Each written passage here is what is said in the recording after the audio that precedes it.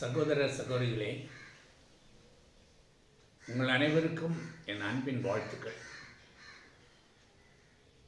இந்த நாள் இறைவன் உங்களோடு இருந்து உங்களையும் உங்கள் குடும்பத்தையும் அவரிடமாக ஆசீர்வதிக்கட்டும். அருமையானவர்களே, இந்த நாளிலே நாம் தியானத்திற்காக எடுத்துக்கொண்ட இறைவார்த்தை திருப்பாடல் 3:3. அது இவ்வாறு கூறுகிறது: ஆண்டவரே, என்னை காக்கும் கேடயம், நீரே என் மாட்சி, என்னை தலை நிமிர செய்தவர் நீரே. என்ன அருமையாக பாடுகிறான் பாருங்கள்.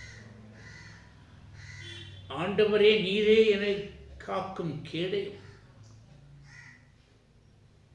நம்முடைய வாழ்விலே வருகிற ஆபத்துக்கள், விபத்துக்கள், பிரச்சனைகள், வேதனைகள், கவலைகள் எல்லாவற்றுக்கும் நம்மை காத்து கொள்பவர் நம்முடைய இறைவன். அவரே நமக்கு கேடயமாக இருந்து எந்த தீங்கும் நம்மை தொடாதபடி, எந்த தீமையும் நம்மை தாக்காதபடி, எந்த நோய் நொடியும் நம்மை தொடாதபடி, எந்த பிரச்சனையும் நமக்கு வராதபடி நம்மை காக்கிற கடவுளாக நம்மை தன்னை வெளிப்படுத்துவார். அவர் நம்மை காக்கிற கடவுள். அருமையானவர்களே, எப்படிப்பட்ட பிரச்சனையாக இருக்கலாம், எப்படிப்பட்ட தாக்குதலாக இருந்தாலும் அதை முறியடித்து காக்கிற தேவன் நம்முடைய தேவன். அவரை நம்மை ஒரு பொழுதும் கைவிடவே மாட்டார். அவர் நம்மை ஒரு பொழுதும் கைவிடாத கடவுள். அவரே நீரே எனக்கு மாற்றி என்று சொல்வார். மாட்சிமை மிகுந்த தேவன். அவர் மாட்சிமையாக இருப்பது போல அவருடைய பிள்ளைகளாகிய நம்மையும் மாட்சிமையோடு வைத்து காத்துக்கொள்வார். அதுதான் அவருடைய மேன்மை. அவர் மாட்சிமை மிகுந்தவர். எனவே அவருடைய பிள்ளைகளாகிய நம்மையும் இந்த உலகத்தில் வாழ்கிற நாட்கள் எல்லாம் மாட்சிமையோடு நம்மை பாதுகாத்தவர். ஆனால் தான் அவர் முதலில் தான் கேடயம் என்று சொன்னார். நாம் ஒரு பொழுதும் இழிவுறாதபடி, அவமானப்படாதபடி, ஒரு பொழுதும் நான் தோல்வி அடையாதபடி நம்மை காக்கிற கடவுள் அவர். நம்மை மாட்சிமையோடு வழிநடத்துகிற கடவுள். அவர் மாட்சிமை மிகுந்தவர். எனவே அவருடைய பிள்ளைகளாகிய நம்மையும் மாட்சிமையோடு இந்த உலகத்திலே வாழ வழி நடத்துவார். எனவே நீர் இருக்க வேறு துணை எதற்கு எனக்கு?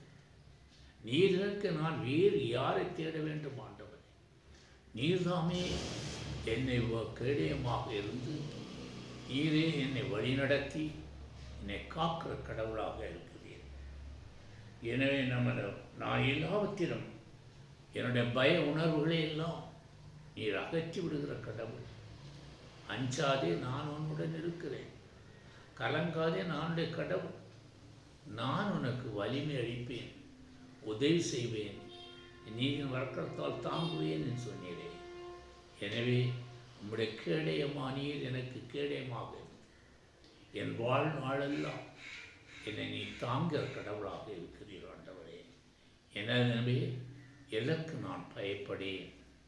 எதற்கு நான் பயப்பட வேண்டிய அவசியம் இல்லை.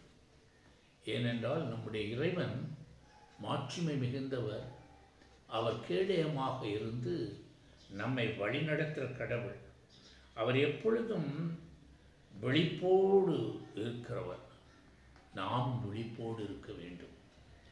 நம்மை தீமையிலும் தொடாதபடி நாம் வாழ்கிற நாட்கள் எல்லாம் எப்பொழுதும் விழிப்போடு இருக்க வேண்டும். நான் சொல்கிறேன், நாம் அவ்விதமாக நம்முடைய வாழ்வு மாற்றி மிகுந்த வாழ்வாக மாற்ற நம்முடைய உழைப்பை நாம் உழைக்க வேண்டும். நாம் உழைக்க வேண்டும், விழிப்போடு இருக்க வேண்டும். அவ்விதமாக இருக்கும் பொழுது நாம் மாட்சிமை மிக்கவர்களாக இருவோம்.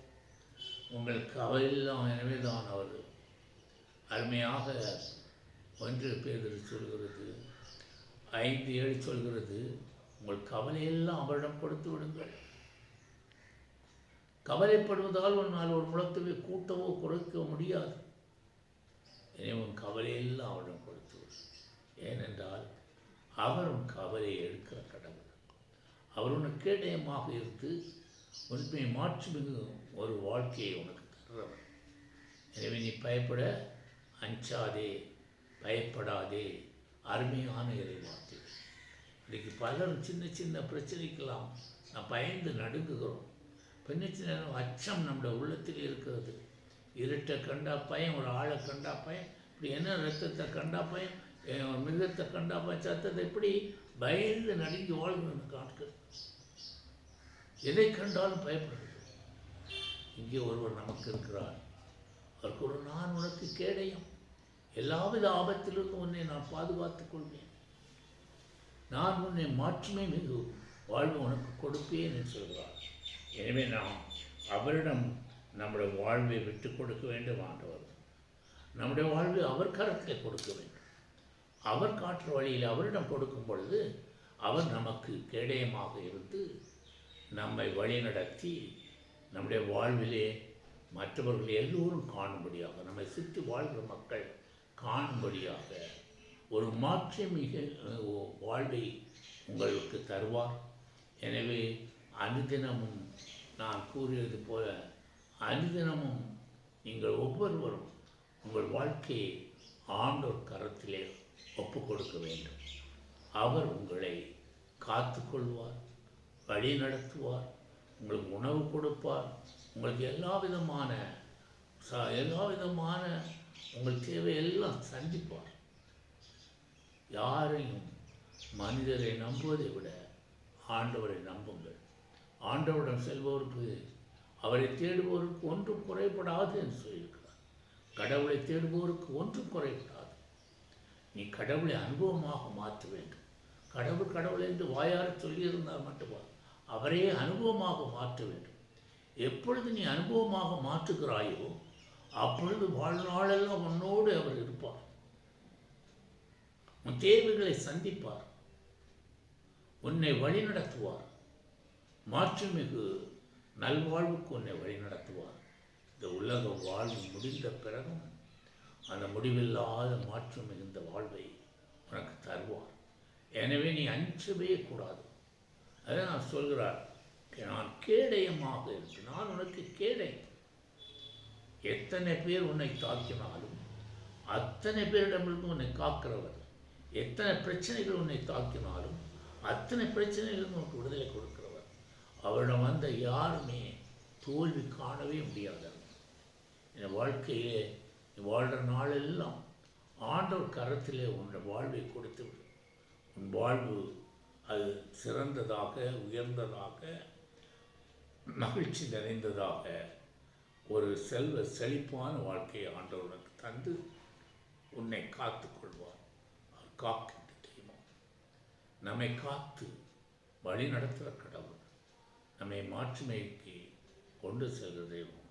அந்த ஆண்டவரை நம்புகிறவர்களை ஒரு பொழுதும் அவர் கைவிடுவதில்லை. அவரை விசுவசிப்பவர்களை ஒரு நாளும் அவர் கைவிட்டதே இல்லை. எனவே நான் சொல்கிறேன், இந்த இறை வார்த்தையை நாம் நம்முடைய உள்ளத்திலே இருத்தி இதன்படி நம்மை ஒவ்வொரு நாளும் ஆண்டவரத்திலே குடத்திலே கொடுத்து ஒரு நல்ல வாழ்க்கையை காடும்படி, அருமையான வாழ்க்கையை கட்டியெழுக்கும்படி அன்பாய் கேட்டுக்கொள்கிறேன். நன்றி, வணக்கம். அன்பு தந்தை இறைவா, நீர் எங்களுக்கு கேடயம், நீர் எங்களுடைய அரண், எங்களுடைய கோட்டை, எங்களுடைய தஞ்சம், எங்களுக்கு எல்லாமாக இருக்கிறது. ஆண்டவரே, எங்களை ஒரு மாற்றுமிகு வாழ்வுக்கு நீர் எங்களை அழைத்து சென்று வாழ்நாளெல்லாம் மகிழ்ச்சியும் சந்தோஷத்தையும் சமாளத்தை கொடுத்து உடைய தெய்வீக அன்பால் எங்களை நிரப்பும்படியாக இயேசு நாமத்திலே உன்னை மன்றாடுகிறேன். ஆமென்.